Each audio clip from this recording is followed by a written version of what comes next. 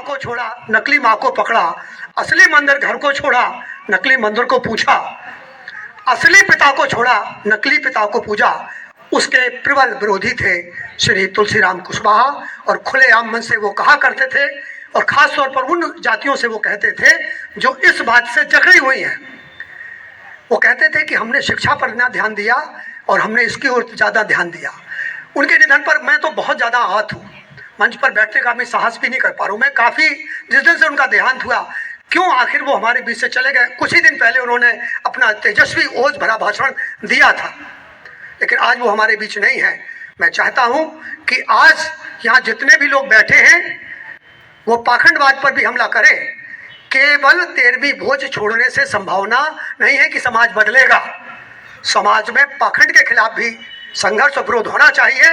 कल मैंने एक पोस्ट डाली, वीडियो डाला मैंने एक, उस पर जो आलोचना आई मेरे पास, उनको देख करके तो मैं दंग रह गया। एक ऐसा पाखंड जो यज्ञ के नाम भी फैलाया जाता है। यदि तुलसीराम जी कुशवाहा को याद करना है तो पाखंडवाद का विरोध करना होगा। और उसमें मैं पाखंडवाद में आज बहुत अच्छी व्यवस्था है कि महिलाएं कुर्सी पर बैठी हुई हैं, अन्यथा महिलाओं को 2वीं दर्जे का स्थान मिलता है, ये भी एक पाखंडवाद है, पर्दा प्रथा। और अभी एक और बात छोटी सी कहना चाहता हूँ इस मंच से, जिसका उन्होंने विरोध किया, शराब का वो जबरदस्त विरोध करते थे। और मैं भी, संभावना है कि अनेक तुलसीराम कुशवाहा में चाहिए अभी भी। उनका निधन हमारे लिए पूर्ण क्षति है। इसी श्रद्धांजलि के साथ कि निश्चित रूप से आप में हजारों सैकड़ों तुलसीराम कुशवाहा पैदा होंगे, ऐसी मैं आशा करता हूँ। ओम शांति, ओम शांति। जीवन देने वाली कौन होती है? एक माँ होती है ना। हर शुरुआत कहाँ से होती है? स्त्री से होती है। पुरुष बढ़ चुके हैं, हमें भी आगे बढ़ना है। आज हमने अगर ये सोच लिया कि भाई आज यहाँ एक संकल्प नया लेके जाएंगे, पर मैंने जब ये चीज सुनी कि बहुत सही लगी कि हम लोग ठीक है खुशी में सबके जाएं, दुख वो एक ऐसी घड़ी है उसको हम कैसे खुशी में मना सकते हैं। खाना छोड़ के हम ये कर सकते हैं कि हमें बहुत लग रहा है तो उस परिवार के साथ खड़े हो उसकी दुख की घड़ी में। ये जो हम लोगों ने कुप्रथा बनाई है, जो हम 13वीं में कर रहे हैं, ये बहुत गलत है। हमें उसको नया बदलाव लाना है, नई पहल करनी है। शुरुआत कहाँ से होगी? परिवार से जाइए मिलने, पर सबसे पहले संकल्प करके जाइए कि भोज हम नहीं करेंगे। आज आप त्यागोगे, कल धीरे धीरे जब वो देखेंगे कि अरे हमने 100 लोगों की व्यवस्था की थी, यहाँ से तो कोई खा के नहीं गया, अपने आप बदलाव आएगा। वहीं से शुरुआत होगी। जाइए, कई बार मजबूरी ऐसी आती है, हमने भी देखा है, ससुराल से जुड़ी हो कि कैसे नहीं खाओगी, वो क्या सोचेंगे। शुरुआत करनी पड़ेगी। और बोलते हैं ना, नई शुरुआत करने में बहुत मुश्किलें आती हैं। अभी जैसे मैं कहने के लिए कहूँ बहुत बड़ी बात है, और हो सकता है ये चीज मैंने अपने ससुराल वालों के सामने भी कही थी कि मेरी सासू माँ बहुत उम्र की हैं, और मैंने सामने ये बात बोल दी थी कि मैंने उस दिन से ये वचन ले लिया था, मायके में तो आप अपनी चीज चला सकते हो, बहुत आसान है, बहुत आसान है कि आप पापा के सामने, दादाजी के सामने। ससुराल में अगर आपने ये पहल रखी तो सबसे पहले ये आएगा, जैसे मैं घर की जिम्मेदार बहू हूँ, मेरे हस्बैंड फौज में है, अगर ये शुरुआत जब मैं वहां करूंगी, मुझे पता है सबसे पहले यही सुनने मिलेगा, पैसे बचा रही है।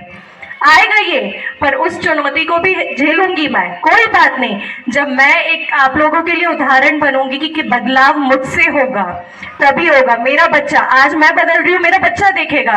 मुझे एक चीज बहुत अच्छी लगी, एक दिन मैं गाड़ी में जा रही थी, मेरे पापा ने मुझसे आराम से बैठे बैठे कहा, कोई पिताजी अपनी बेटी से नहीं बोलेगा, और मुझे बहुत गर्व भी हुआ। उन्होंने सीधा कहा कि सुनो, ये हम लोगों ने देखा अपने यहाँ अस्थियां गंगा जी में ले जाते हैं। बोले नहीं, मेरी इच्छा यही है कि अस्थियां जाएंगी तो बैतवा में जाएंगी, और अगर तुमने कहीं और डाली तो समझ लेना मैं खुश नहीं हूँ। कितनी बड़ी बात होती है, कोई बात नहीं बोलेगा अपनी बेटी से। मैं तो नहीं मानती कि कोई बोल सकता है। मुझे पहली बार ये एहसास हुआ कि वाकई में शायद मैंने एक बेटी की जगह ले ली है, बेटी के तौर पे नहीं। शायद ये बात उन्होंने अपने बेटे से नहीं बोली थी, ये मुझसे बोली थी। वो दिन का फैसला है, मैंने कर लिया। अब इस संगठन से जुड़ूंगी और जितना हो सके इस चीज को आगे बढ़ाऊंगी कि हमें ये जो कुप्रथा चली आ रही है, बदलाव हम औरतों से होगा। आज मैं एक हूँ, मुझे विश्वास है कल यहाँ मेरे साथ और बहनें होंगी मेरे साथ। और परिवार की शुरुआत आप अपने बच्चों से करिए, ये चीज उन्हें समझाइए। आप जहां जा रही हैं वहां ये चीज हर बहन तक पहुंचाइए। हम औरतों में इतनी दम है, हम और चीजें पहुंचाते हैं ना आसपास। जो हमारा गलत उदाहरण चल रहा है कि बहुत जल्दी चीजें गलत फैलती है, सही उदाहरण इस बार यहाँ से जाके पहुंचना चाहिए। लगे घर में सास को, माँ को, किसी को भी, अपने से शुरुआत करना कि कल के दिन मुझे कुछ हो रहा है ना, ये चीज मत कराना। मैंने तो बहुत छोटी उम्र में सोच लिया कि ये चीज है फैसला। आज ही मेरी माँ बोल रही थी कि अच्छा अब तुम कहीं जाओगी तो नहीं खाओगी।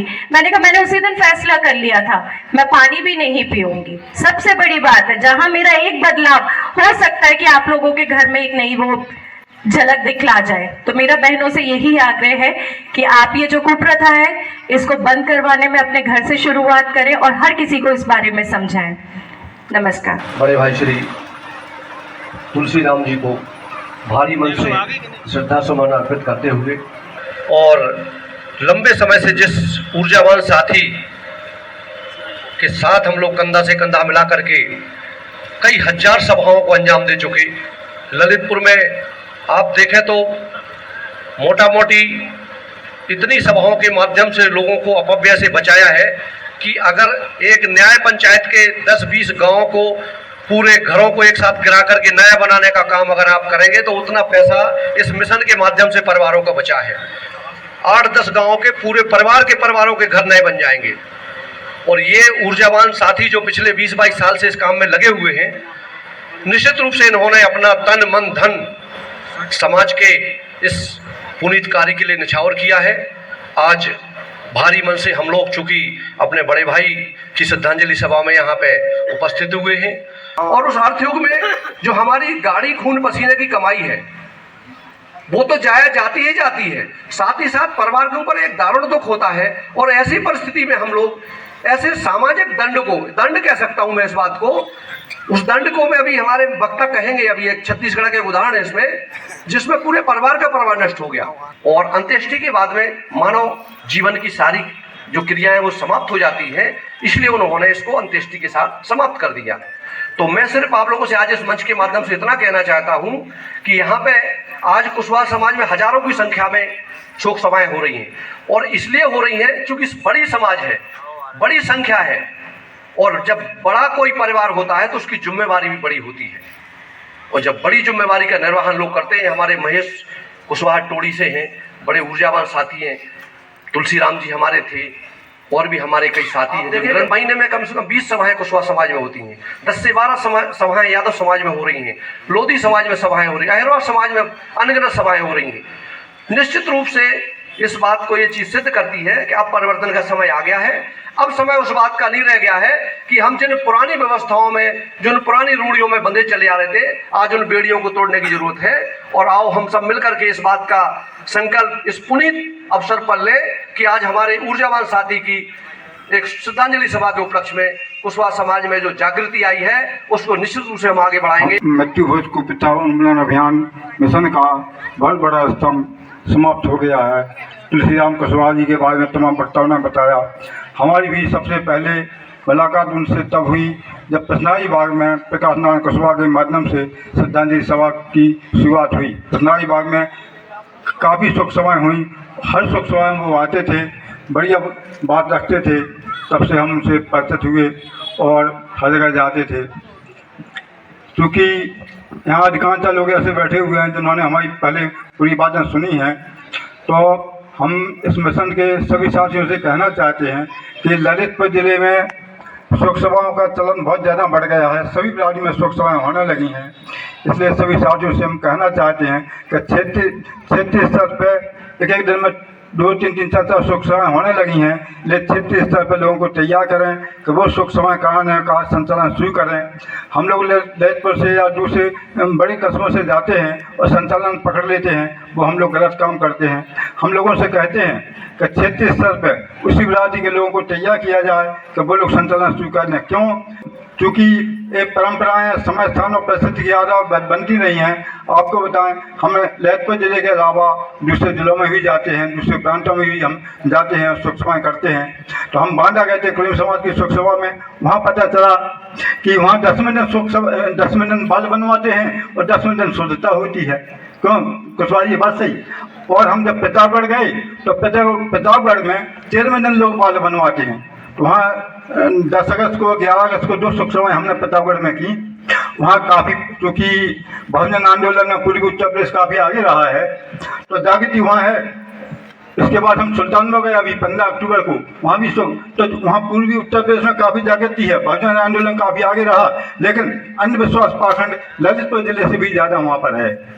वहाँ पर 13वें दिन बाल बनवाते हैं और तमाम पाखंड परंपराओं को लोग मानते हैं। वहाँ 13वें दिन का कोई नियम नहीं है, ना 11वें दिन का कोई नियम है।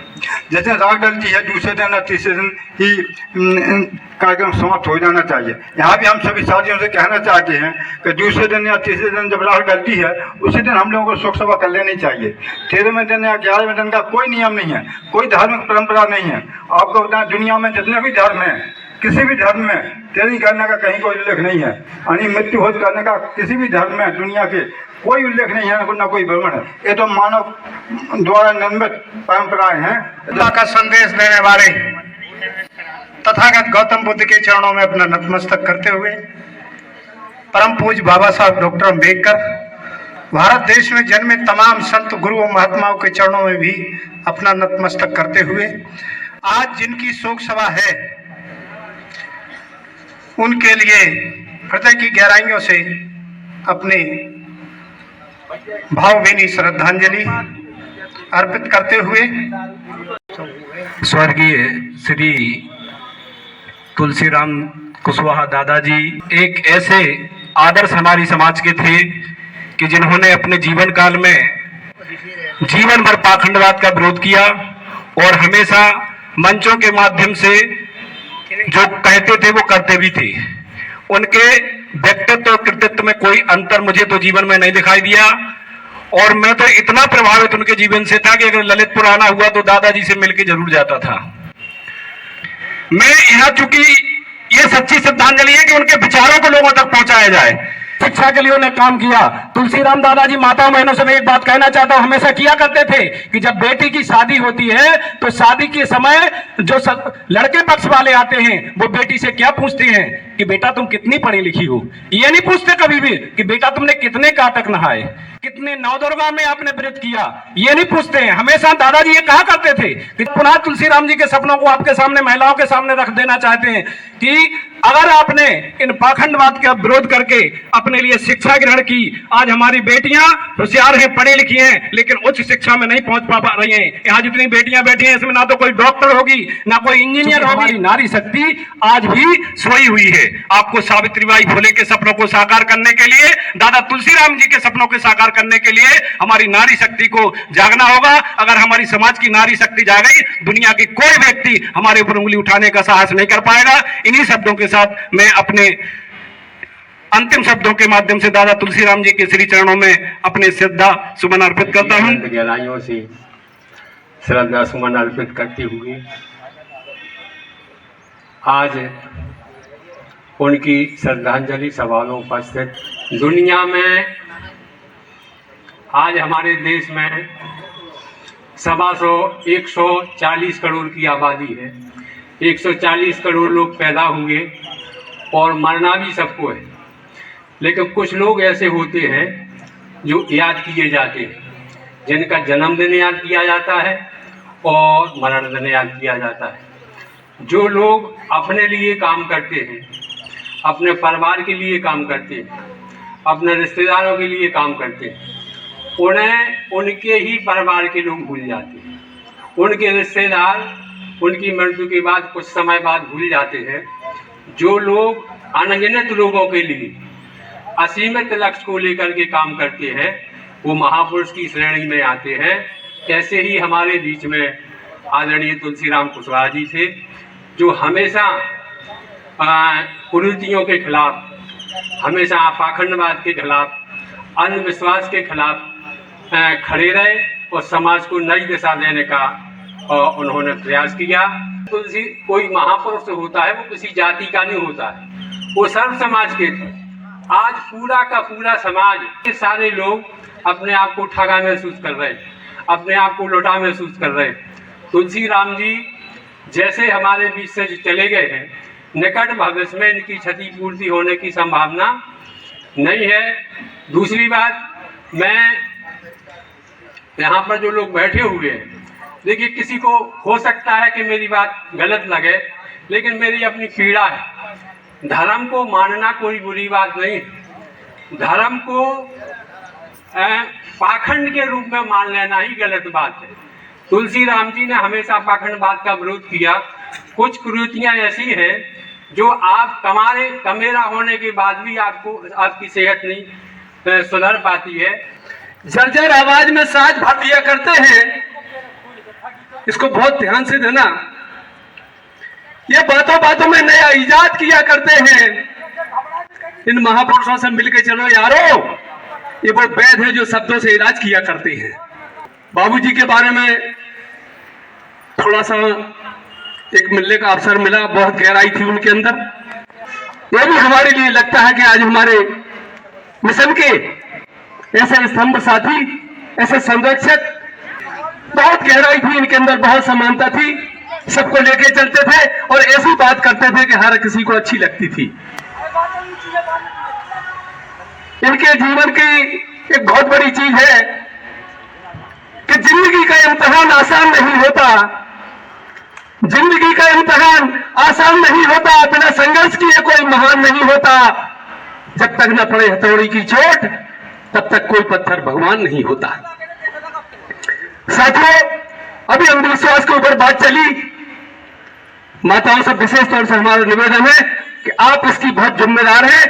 बच्चे की सबसे पहले गुरु मां होती है और मां चाहे तो बच्चों का संस्कार बदल सकता है, लेकिन हम कहां पहुंच चुके हैं। हमारे घर के जिम्मेदार बुजुर्ग माताएं बहनें बच्चों से कहते हैं, बच्चे जल्दी उठो, नहा धो और मंदिर चले जाओ।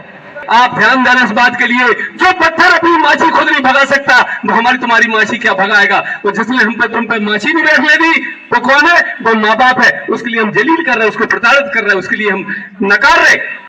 कि चरणों में मेरे शुद्र समन। देख के मृत्यु भोज के संबंध में हमारे डॉक्टर साहब ने जब शुरू में की थी तो 2 चौपाई की थी, उसमें संकेत मिलता है कि पहले कोई मृत्यु भोज नहीं था। उन चौपाइयों को मैं नहीं दोहराऊंगा। अब बात आती है पाखंडवाद की। तो बाबूजी से जब मेरा मिलन हुआ था तो मैंने एक ही शब्द कहा था कि जो हमने बनाया दुनिया उसको पूछती है और जिसने हमें बनाया हम उसको नहीं पूछते हैं। संक्षेप में है, सारी बात को समझ लेना। अब बात आती है शिक्षा सारी चीजों की, तो उस संदर्भ में एक पंक्ति है, बुद्ध साहब से बुद्धि मिली, कबीर से मिला ज्ञान, ज्योतिबा फुल्ले से ज्योति मिली, बाबा साहब से समाधान। विस्तृत में नहीं जाऊंगा, संक्षेप में रहना है। अब बाबूजी की बात आती है तो हम साहब बाबूजी की फोटो देख रहे हैं और वैसे भी देखा है, तो इनकी प्रतिभा इनके चेहरों से उभरती है। मनुष्य को प्रतिभाएं मिलती हैं। देखिए, 2 प्रतिभाएं हमें कुदरत और माँ बाप से मिली है हमारे बाबूजी को, और एक प्रतिभा बाबूजी ने स्वयं संचित की है। 2 प्रतिभाएं क्या हैं? सूरत और मूरत। तीसरी प्रतिभा क्या है? कीर्ति। इस संदर्भ में हम कहेंगे, मूरत से कीरत भली, जो बिन पंखन उड़ जाए, मूरत तो यहीं रह जाएगी पर कीरत अमर हो जाए। हमारे बाबूजी की कीर्ति अमर है, उसको हम आपको पूरी करना है। संक्षेप में मैं अपनी वाणी को यह भ्रम देता हूं। ओम शांति शांति शांति। दादाजी श्री तुलसी राम कुशवाहा जी के चरणों में अपनी भावपूर्ण श्रद्धांजलि अर्पित करता हूं। लोगों के बीच बहुत अच्छे अच्छे विचार रखते थे दादाजी। जब भी इस साइड आना होता था तो ज़रूर दादाजी के साथ 10-20 मिनट बैठ कर जाते थे, क्योंकि उनके इतने अच्छे विचार थे कि यहाँ से निकलो तो उनसे बिना मिले यहाँ से निकलने की इच्छा ही नहीं होती थी। और अभी हमारे ज़िले के प्रथम नागरिक आदरणीय अध्यक्ष जी एक बात कह गए नशा की। अगर उनके परिवार में कोई नशा करता है तो कृपया कर आज से वो संकल्प ले लें कि वो नशा ना करें। इसी संकल्प के साथ उनके पिताजी के लिए उनकी श्रद्धांजलि सही होगी। और हमारी माताएं बहनें भी बहुत सी यहाँ बैठी हैं। आप लोग बहुत से उपवास रखती हैं। नवदुर्गा कातक का महीना अभी चल रहा है, तो अगर आप लोग भी एक संकल्प ले लें। एक हमारे जो अभी दादाजी ख़त्म हो गए हैं और ऐसे तो चलता ही है, संसार का नियम है, आना जाना तो लगा रहेगा। तो आप लोग भी एक संकल्प ले लें कि जिस दिन हमारे किसी भी रिश्तेदारी में शोक सभा या श्रद्धांजलि सभा हो तो उस दिन का भी आप लोग उपवास रखना शुरू कर दें, तो ये बहुत ही जल्दी 13वीं का भी खाना बंद हो जाएगा। 13वीं ना करने के संबंध में बहुत सारी बातें हो चुकी हैं। मैं संक्षिप्त में ये कहना चाहूँगा कि हम लोगों को इन बुद्धिजीवी और महापुरुषों को पढ़ने वाले व्यक्तियों की बात मानना चाहिए। हमें 13वीं ना करके, गंगाजलि पूजन ना करके श्रद्धांजलि शोक सभा आयोजित करना चाहिए। सार यही है। इसके अलग मैं थोड़ी सी बात करना चाहता हूं सम्मानित साथियों कि हम सभी लोग मानव समाज के हैं और मानव समाज के होने के नाते जिस समाज में हमने जन्म लिया है, चाहे वो कोई भी समाज हो, तो उस समाज का हमारे ऊपर कर्ज है। क्योंकि हमने उस समाज में जन्म लिया है तो हमारे ऊपर कर्ज है और उस समाज का कर्ज चुकाने का हम लोगों का कर्तव्य है, उसका कर्ज चुकाना चाहिए। सम्मानित साथियों, ये कर्ज जब चुकेगा जब हम समाज को नई राय दिखाने का काम करेंगे, अच्छी राय दिखाने का काम करेंगे। ये जो 13वीं की व्यवस्था है ना तो किसी धर्म की किताब में लिखी है और ना ही किसी कानून की किताब में लिखी है। कोई भी व्यक्ति अगर 13वीं करता है या करवाता है या उकसाता है तो 6 महीना का दंड दिया जाना चाहिए। ये हमारा भारतीय संविधान कहता है। लेकिन हमारी ये रूढ़िवादी परंपरा लोगों की शिक्षा रोजगार छीन करके इन आडंबरी पाखंड में अपना एक अमूल्य जो समय होता है उसे बर्बाद करके उस धन की हानि होती है। साथियों, तुलसीराम जी हमारे मिशन के बहुत बड़े साथी थे। वो हमेशा रूढ़िवादी और विश्वास के खिलाफ हमेशा बोलते थे। जैसे पहली पीढ़ी का अंधविश्वास दूसरी पीढ़ी की परंपरा और तीसरी पीढ़ी का धर्म बन जाता है। पाखंड और अंधविश्वास के खिलाफ एकदम खुलकर बोलने वाले ओजस्वी वक्ता रहे हैं। क्योंकि हम कांग्रेस में भी हम लोगों ने एक साथ काम किया और मृतक भोज वाले कार्यक्रम में इसमें भी हम लोगों ने एक साथ काम किया है। तो एकदम खुलकर के विरोध करते रहे और धन्यवाद हम उन दोनों बेटों को देना चाहते हैं कि जिन्होंने उनके विचारों के अनुरूप रणछोड़ धाम में अस्थियां विसर्जित की, संगम पर नहीं गए। एक उन्होंने अस्थि विसर्जन का भी कार्यक्रम चेंज किया। जो लोग बाग परेशान होते हैं, इस तरफ से परेशान उस तरफ से परेशान, वहां लूट लिया जाता है, तो ये बहुत ही धन्यवाद के पात्र हैं। साथियों, चूंकि समय कम है, हम देख रहे हैं वक्ता बहुत अधिक बैठे हुए हैं, इसलिए मैं संक्षेप में बात रखूंगा। साथियों, ये बिल्कुल जो है क्या कहते हैं, केवल 13वीं की परंपरा नहीं को ले लीजिए, इतनी हजार समस्याएं वो प्रथाएं थी, लेकिन किसी न किसी ने उनका विरोध किया और वो समाप्त हुई। और मुझे ये भरोसा है कि ये मृत्यु भोज कुप्रथा भी समाप्त होगी अगर आप लोग इसमें केवल इतना सा अपना वो कर दें, सहयोग कर दें कि यहाँ आज जितने लोग विराजमान हैं, ये करने की बात छोड़िए, केवल खाने का संकल्प ले लीजिए। आज जितने भी लोगों तक मेरी आवाज जा रही है, अगर आज से ये संकल्प ले लें कि हम 13वीं नहीं खाएंगे, मृतक भोज नहीं खाएंगे, तो ये समझिए कि आज इसी मंच से इसका स्वाहा हो जाएगा। साथियों, मैं बस इन्हीं शब्दों के साथ अपनी वाणी को विराम देना चाहता हूँ। फूल वो तोड़ा चमन से गुलशन में वीरानी हुई, हजारों साल नरगिस अपनी बेनूरी पे रोती है। ये ललितपुर का दुर्भाग्य है कि हमारे बीच में से हमारे बड़े भाई सब चले गए कि हजारों साल नरगिस अपने बेनूरी पे रोती है। बड़ी मुश्किल से होता है चमन में दीद अबर पैदा, बड़ी मुश्किल से होता है चमन में दीद अबर पैदा। और रहने को सदा दहर में आता नहीं कोई, रहने को सदा दहर में, रहने को सदा दहर में आता नहीं कोई, और जैसे कि तुम गए हो ऐसे भी जाता नहीं कोई। जैसे कि ललितपुर को बिलखता हुआ रोता हुआ परिवार को छोड़ करके आप गए हैं, तुम्हारे जाने से हमारे कुशवाहा समाज में और हमारी जो ये जागरूक पीढ़ी है इसमें बहुत अभूतपूर्व क्षति हुई है। और आखिरी में हम इतना कहेंगे कि जाते ही शमशान में मिट गई सारी लकीर। हम और आप छोटी छोटी सी बातों पे ऊंच नीच के चक्कर में, पैसे वैसे के चक्कर में लड़ते झगड़ते रहते हैं। शायर कहता है कि जाते ही शमशान में मिट गई सारी लकीर और दोनों साथ जल रहे राजा और फकीर। इस मिशन के लिए जो समाज को सुधारने का, जो गति देने का जो कार्य कर रहे थे, हम सबके मार्गदर्शक थे, संरक्षक थे, क्योंकि ऐसी परिस्थितियों में उनका जाना हम लोगों के लिए बहुत ही दुखद आहत पहुंचा है पूरी टीम के लिए।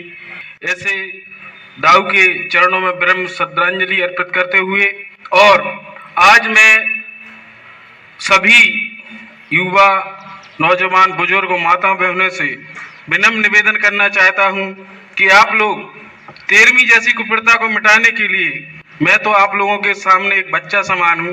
पहले आप लोग खुद ही बताएं, तीसरे दिन के दिन कच्ची पक्की की पंगत होती थी। आज आप लोगों ने वो पंगत को सूक्ष्म रूप देके पान फिरते थे घर में, पूरी रात भर पान फिरते थे, वो क्यों बंद कर दिए? अगर आप लोगों ने वो भी बंद हो सकते हैं तो 13वीं जैसी कुप्रथा क्यों नहीं बंद हो सकती है? ये सभा है वो उस महान व्यक्तित्व के लिए है जिसका मैं अपनी आत्मा की गहराइयों से बहुत ही सम्मान करता था। तुलसी दाऊ जैसा व्यक्तित्व, उन जैसा इंसान मुझे नहीं लगता कि आसानी से दूसरा मिल सकता है। उनमें जो गहराई थी, उनकी बातों में जो वजन था, उनका जो भोलापन था, उनकी जो सादगी थी, उसका मैं क्या, मुझे लगता मेरे जैसे हजारों लोग दीवाने थे। आज तुलसी दाऊ हमारे बीच में नहीं है, ये अत्यंत पीड़ा का विषय है। मैं परमपिता परमेश्वर से ऐसी कामना करता हूँ, विनती करता हूँ, उनके परिवार को ताकत दें, उन्हें हिम्मत दें कि वो ये दुख सहन कर सकें और दोबारा से उठ खड़े होकर जो दाऊ नाम छोड़ के गए हैं, जो दाऊ विरासत छोड़ के गए हैं, उसको आगे बढ़ाने का कार्य करें। और जो दाऊ ने समाज में जो कुप्रथा थी उसको अनवरत उसको मिटाने में कार्य किया है, और जो हम लोगों को सीख दे के गए हैं उस सीख को उनके परिवारजन व कुशवाहा समाज के समस्त समाज से भी उन्हीं से सीख लेकर आगे बढ़े, और समाज में जितनी भी चाहे नशाखोरी हो, चाहे बीड़ी सिगरेट हो या अन्य कोई हो, उस सभी से दूर रहकर और समाज की प्रगति को उन्नति के ओर ले जाने के लिए शिक्षा पर जोर दिया जाना चाहिए। थे कि बैलगाड़ी से, हल से हमारे खेत जोते जाते थे, और समय बदला, आज हम लोग ट्रैक्टर का उपयोग करते हैं। हम लालटेन युग को भी हमने देखा और आज हम देखते हैं LED है। तो ये समय जो बदलता है, हमें समय के साथ बदलना चाहिए, और इस तरह की प्रथाओं के खिलाफ हमें जागरूक होना चाहिए। देखिए, ये तो अभी और वक्ता भी बोलेंगे, लेकिन हम एक पिता के बारे में भी कहेंगे। पिता का एक क्या दायित्व होता है। आदमी लेटा जमीन पर, लोगों ने कहा मर गया, वह तो आया था एक लंबी यात्रा पर, लौट के हम अपने घर गए। देखिए, हमारा स्थायी पता तो वही है, लेकिन हम जब यहाँ आते हैं तो हमारे कुछ दायित्व और जिम्मेवारियां होती हैं। हम अगर पिता बच्चे हैं तो हमारा दायित्व होता है कि हम पिता को वो सारे सुख दें, और जब हम पिता बनते हैं तो हम चाहते हैं हम अपने बच्चों को वो दें कि जो हम अपने सपने हमने देखे उसको साकार रूप हमारा बच्चा करे। देखिए, माँ होती है ना, तो माँ हमेशा बच्चे को अपने यहाँ बिठाती है, आप देखना गोदी में, और पिता होता है ना तो पिता कंधे पे रखता है कि हम जहां तक हम नहीं देख पा रहे, हमारा बेटा वहां तक देखे, और जो ख्वाब और जो सपने हमने देखे हैं हम उन्हें पूरे नहीं कर पाए, हमारा बच्चा पूरा करे। तो ये ख्वाब होते हैं एक पिता की। मैंने देखा इनके पिता को, और वो एक ऐसे पारदर्शी व्यक्तित्व थे जो कहते थे उस पे अमल करते।